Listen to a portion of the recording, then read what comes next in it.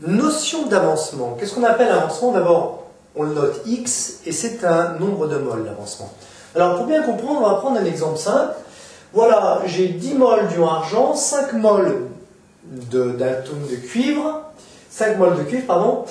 Et pour l'instant, je n'ai pas encore commencé la réaction. On est à T égale 0, l'avancement est nul. C'est pas avancé, donc si c'est pas avancé, X vaut 0, tout simplement.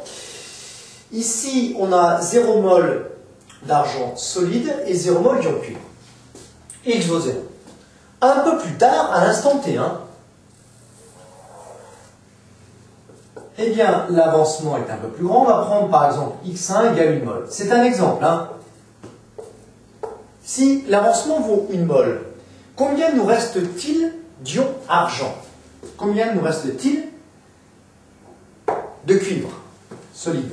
Eh bien, ici, il en reste 10 moins 2 fois X, X1 ici, et ici 5 moins X1. C'est-à-dire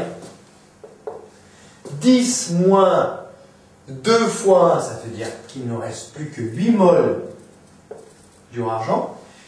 Et ici, il y a X mol qui a réagi, donc 5 moins X, ça fait 5 moins 1, égale 4 moles.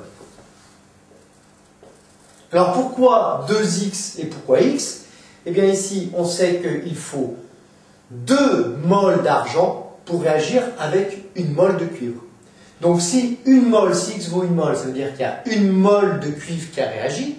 Il reste donc 5 moins X, c'est-à-dire 5 moins 1, 4 mols de cuivre restant. Et comme il faut 2 mols d'argent, ben c'est forcément 10 moins 2 fois X, ça veut dire 10 moins 1. Ça veut dire 10 moins 2 fois 1, c'est-à-dire 8 mols. Combien est-ce qu'on aura de mols ici? Ben, à chaque fois qu'il y a 2 mols qui disparaissent, on voit qu'il y a 2 mols qui apparaissent. Donc, il y a combien de mols qui sont apparus? Ben, 2X1, c'est-à-dire 2 fois 1, c'est-à-dire 2 mols.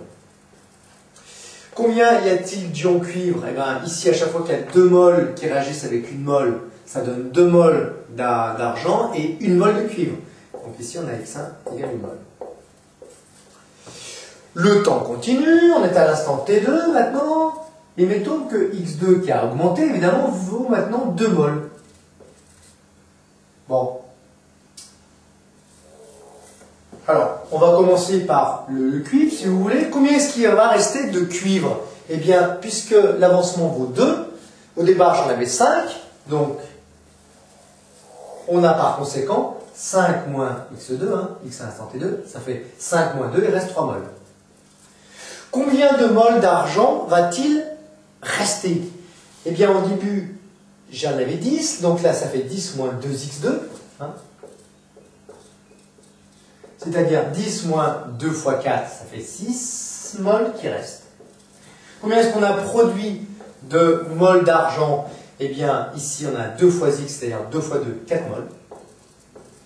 Et combien d'ion cuivre? Eh bien, X2, c'est-à-dire 2 mols. Bon, de façon générale, maintenant, X prend n'importe quelle valeur, jusqu'à une valeur maximale qu'on verra après tout à l'heure.